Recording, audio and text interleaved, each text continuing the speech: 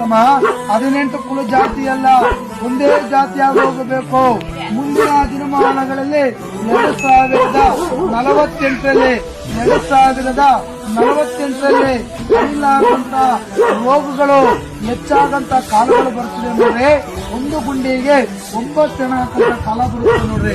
ಆ ಕಾಲಕ್ಕೆ ನೋಡ್ರಿ ಒಂದು ರಾಜ ನೋಡಬೇಕು, ಒಂದು ರಾಜ ಅಳಬೇಕು. ಮುಂದಿನ ದಿನಮಾನಗಳು ನಾನು ನಮ್ದು ಅನ್ನೋದೆಲ್ಲ ದೂರವಾಗಬೇಕು ನೋಡೋತಮ್ಮ. ಈ ಕಣ್ಣಿಗೆ ಕಾಣ್ತಿರೋ ಬಸವಣ್ಣವರು ಮುಂದಿನ ದಿನಮಾನಗಳಲ್ಲಿ ಐಕ್ಯವಾಗಬೇಕು.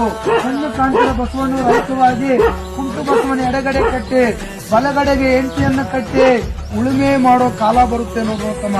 ಉಳುಮೆ ಮಾಡೋ ಕಾಲ ಬರಬೇಕು. ನಾನೆಚ್ಚು ನಂದೆಚ್ಚು ಅಂತ ತಿಳಿಬೇಡ್ರಿ. ಅಹಂಕಾರಗಳೆಲ್ಲ ಅರ್ಬೋಗುತ್ತೆ, ದುರಂಕಾರಗಳೆಲ್ಲ ದುಃಖಕ್ಕೆ ಮೂಲವಾಗುತ್ತೆ. ಸಾಕು, ಹೇಳೋವು ಬಹಳ ಇದಾವೆ, ಕೇಳಂತ ಮಂದಿಗಳೆಲ್ಲ ಕೊಂಡ್ರು.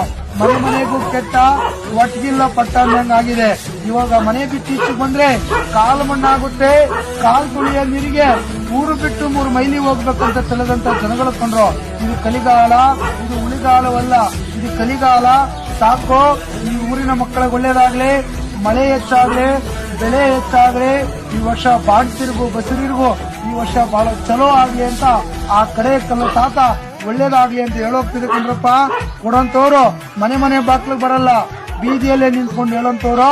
ಇವತ್ತು ಯಾರು ಕೊಡಬೇಕು, ದಾನ ಮಾಡ್ಬೇಕಂತಿದ್ರೋ ಅವ್ರು ಕರೆದು ಒಂದು ಧರ್ಮ ಮುಟ್ಸೋ. ಈ ವರ್ಷ ಮುಂದಿನ ಓಣಿಗೆ ಹೋಗಬೇಕು. ಆ ಓಂ ನಮಃ ಶಿವಾಯ ಒಳ್ಳೇದಾಗ್ಲಿ.